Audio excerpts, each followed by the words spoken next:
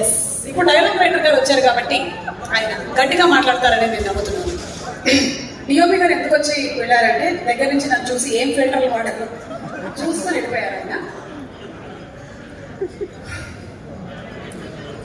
వేదికను అలంకరించిన అధిరథ మహారాజులందరికీ నా పాదాభివందనాలు, అలాగే నా హృదయపూర్వక నమస్కారాలు. అండ్ ఇది నా ఫస్ట్ టైం మూవీకి రైటరైజ్ చేయడం. తెలంగాణ స్లాంగ్లో ఈ మూవీకి డైలాగ్ రాశాను. సో దేవుడి దయ వల్ల, అలాగే ఆడియన్స్ దయ వల్ల ఇప్పటివరకైతే డైలాగులు చాలా అద్భుతంగా, ట్రైలర్ కూడా చాలా అద్భుతంగా ఉన్నాయి. అండ్ కొన్ని అనుకున్నాను, అవన్నీ నేను ప్యారల్గా చెప్పలేకపోవచ్చు, బట్ అటు ఇటు అవి చెప్తాను.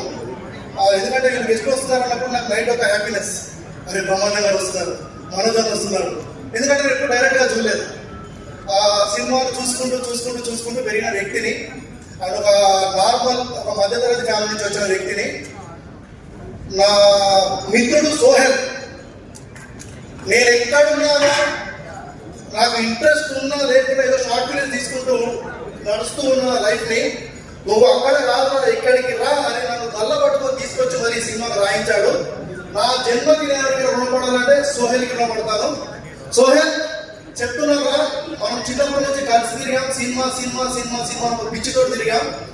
అదే పిచ్చితోటి ఈరోజు ఇక్కడ దాకా వచ్చాం.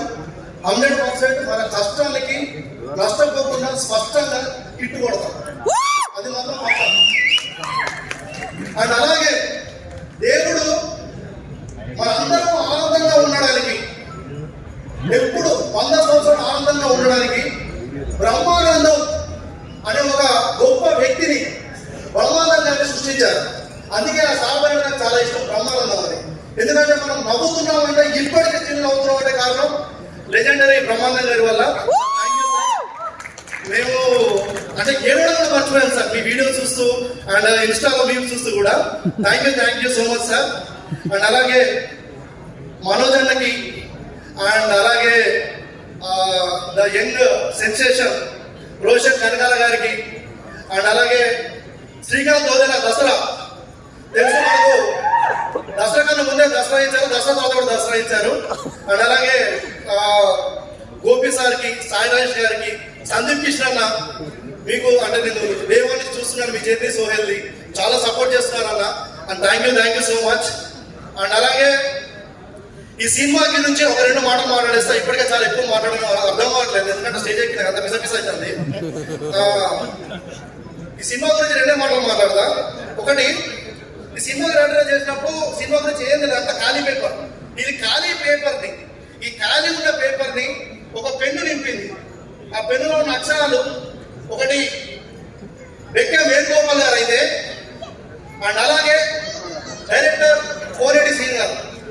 వీళ్ళిద్దరూ అసలు నాకు ఏ రాదు అంటే నన్ను పిండి రుబ్బి రాగి గిచ్చి మొత్తం పిస్స చేసి మొత్తానికి పిండి, అబ్బా అంటే నాకే అనిపించింది నేనే ఇవన్నీ రాసింది అని చెప్పి. నిజంగా సార్, మా మళ్ళొక జన్మ ఉండే ఏదో అనుకుని అత్తలేదు అది. సో నిజంగా నాకు లైఫ్ టైం ఇలాగే మీతోటి వర్క్ చేయాలని ఉంది sir. And thank you Shri Koneti గారికి. అండ్ అలాగే పాషా అన్న, ప్రొడ్యూసర్ గారు అయినప్పటికీ కూడా తమ్ముళ్ళగా అన్న అనుకుంటూ, అరే నన్ను అన్న అని కూడా సారం విలువకరా అని చెప్పి ఓన్ చేసుకున్నాడు. సో నాకు అందుకే ఈ సినిమాలో ఎప్పుడు కూడా ఒక సినిమా పనిచేసిన ఫీల్ రాలేదు, ఒక కుటుంబంతో పనిచేసిన ఫీల్ వచ్చింది. And thank you so much. And అలాగే ఇంకెవరైనా మర్చిపోయి ఉంటే, సో అన్నీ మొన్న అండ్ మీరు కూడా, నేను 2-3 సార్లు వచ్చాను, మీ మ్యూజిక్కి ఫ్యాన్ అయిపోయినా అన్న. సినిమాని ఒక షేప్ తీసుకొచ్చారు, మీ మ్యూజిక్ ఒక బ్యూటిఫుల్నెస్ తీసుకొచ్చారు. అండ్ శ్రీ కోనేటి గారు, అండ్ అలాగే మేఘలేఖ, నువ్వు కూడా పక్కా తెలుగు అమ్మాయివి, మీతో వర్క్ చేస్తున్నంతసేపు ఒక సిస్టర్తో వర్క్ చేసిన ఫీలింగ్ వచ్చింది. And thank you so much. And నాకు ఈ అవకాశం ఇచ్చిన ఈ బూట్కాట్ బాలరాజు సినిమాకి, అండ్ అలాగే టీంకి, అందరికి థ్యాంక్ యూ సో మచ్. ఫిబ్రవరి 2 బూట్కాట్ బాలరాజు రిలీజ్ అవుతుంది. మీ జీతాలతో మా జీవితాలు మార్చండి. ఒకవేళ జీతం రాకపోయినా అప్పు చేసుకొని పోయి మళ్ళీ జీతం వచ్చిన తర్వాత అప్పు కట్టుకోండి. Thank you so much.